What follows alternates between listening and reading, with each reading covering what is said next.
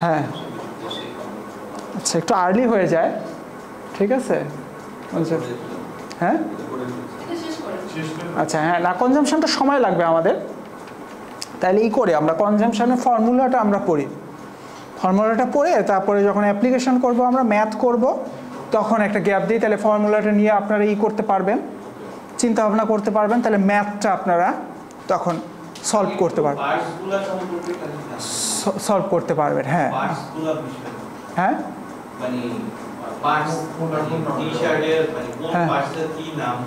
কোনটা কি নাম এটা হ্যাঁ এই যেমন এটা হচ্ছে আমাদের ফ্রন্ট পার্ট ঠিক আছে তারপরে পিছনেরটা হচ্ছে আমাদের ব্যাক পার্ট তারপরে স্লিভ আছে একটা হচ্ছে আমাদের রাইট স্লিভ তারপরে আর একটা হচ্ছে আমাদের লেফট স্লিভ হ্যাঁ এই যে এটাকে বলা হয় আর্ম হোল হ্যাঁ এটাকে বলা হয় স্লিভ ওপেনিং উপরের অংশটা হচ্ছে কলার হ্যাঁ টি-শার্টের চারটা পার্টি হয় না সাধারণত হ্যাঁ লেফট স্লিভ দুইটা এমনি নাম বলতেছি আমরা আর কি নাম এইভাবে বলা যেতে পারে নাম তো অনেক থাকে নামে মেজারমেন্ট অনেকভাবে আমরা করতে পারি দিতে কলারটা হ্যাঁ এইচপিএস হাই শোল্ডার পয়েন্ট হ্যাঁ হাই শোল্ডার পয়েন্ট অনেক ধরনের এইটুকুকে বলে হাফ চেস্ট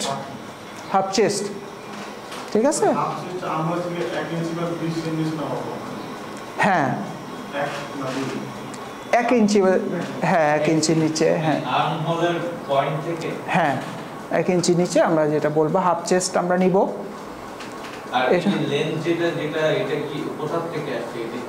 এইচপিএস থেকে আসছে এটা এক্স্যাক্টলি হ্যাঁ যে আপনি যেখানে হাত দিচ্ছেন ওইখানে না না হ্যাঁ এইচপিএস দিয়ে কি বোঝায় হাই পয়েন্ট শোল্ডার ঠিক আছে এটা হচ্ছে এইখানে হ্যাঁ এখান থেকে শুরু করে একদম বটম হেম নিচ পর্যন্ত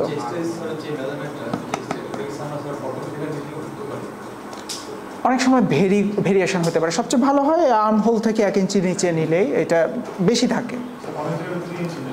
2 ইঞ্চিও হ্যাঁ 2 ইঞ্চিও নেওয়া যেত 1.5 ইঞ্চিও নিতে দেখছি আমি 1.5 ইঞ্চিও নিতে দেখছি মানে হ্যাঁ 1.5 ইঞ্চি নেওয়া যেতে পারে যেখানে ফেব্রিকটা বেশি সবচেয়ে ওখানে মানে উইথটা বেশি আর কি ওইটা নিলাম আমরা কি আর এটা নিলাম কলার হ্যাঁ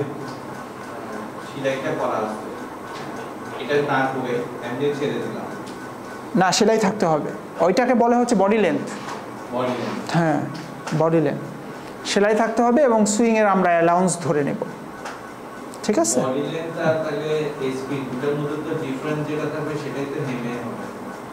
হ্যাঁ হেমে হবে বা কতটুকু আমরা অ্যালাউন্স নিচ্ছি সেটা অবশ্যই মেনশন করা থাকবে আর কলার আছে কলারটা সাধারণত ওই যে বললাম শেল ফেব্রিক বা বডি ফেব্রিক দিয়েই করা হয়ে থাকে টি শার্টে অথবা অনেক ক্ষেত্রে কি ইউজ করা যেতে পারে রিব অনেক ক্ষেত্রে সব ক্ষেত্রে না তো এটা আমাদের হচ্ছে একটা বেসিক টি শার্টের আমরা কলারের অংশটা একটু বলবেন ওখানে নেক ওপেনিং কোনটা তারপর এখানে হ্যাঁ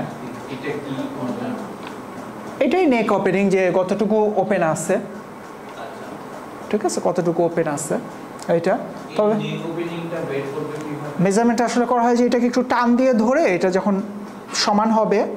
ঠিক আছে তখন আমরা এটা দিয়ে মেপে ফিতা দিয়ে মেপে তারপরে এটা বের করা হয়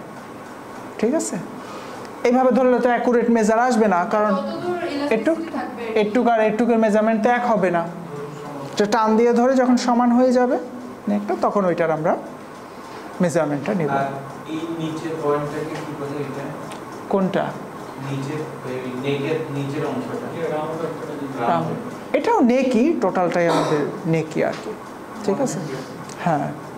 এক বলতেছে ঠিক আছে হ্যাঁ নেক ওটাকে কি বলতেছে আপনি ওই যেটা এই সাইডটা আর এটার মধ্যে যে ডিফারেন্সটা এটা এরকম এক একটাকে কি নামে বলে? ইনসাইড আর আউটসাইডের কথা।